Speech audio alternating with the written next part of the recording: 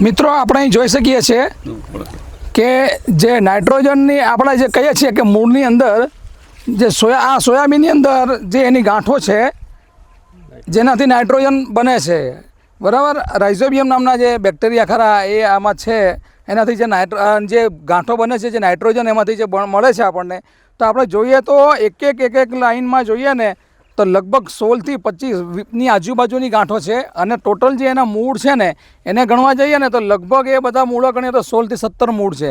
તો ટોટલ જોવા જઈએ ને તો 800 જેટલી ગાંઠો અહીંયા ટોટલ આ મૂળની અંદર છે.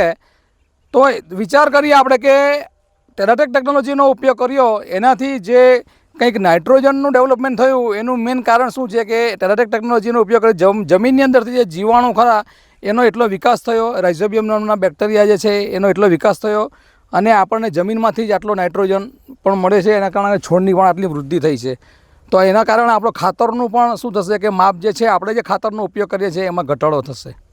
ખરેખર બધાએ આનો ઉપયોગ કરવા જરૂરી છે. મિત્રો બીજી એક વાત આની એ છે કે આ જે સોયાબીન જે વાવેલું છે એ જે પાક છે એની અંદર રાસાયણિક ખાતરનો થોડો પણ ઉપયોગ કરેલો નથી. ફક્ત ને ફક્ત ટેરાટેક ટેકનોલોજીનો જ ઉપયોગ છે. અને આમ છતાં પણ આપણે જોઈ શકીએ છીએ કે વગર ખાતરે પણ આની ઉપર જે સોયાબીન જે બેઠા છે એ તમે જુઓ તો ઝુમખામાં લાગેલા છે અને એની જે સંખ્યા છે 4-5ના ઝુમખામાં છે. તો વગર ખાતરે પણ આ ટેરાટેક ટેકનોલોજીના ઉપયોગથી બેક્ટેરિયાને ડેવલપ કરી અને આને બનાવેલું છે. તો આ રીતે પણ એનું ઉત્પાદન મળે છે. એની સાથે સાથે બીજી એક વાત એ છે કે આજે આપણે કોઈ પણ બિયારણ લાવીએ છીએ તો આપણે સર્ટિફાઈડ બિયારણ લઈએ છીએ માર્કેટની અંદરથી.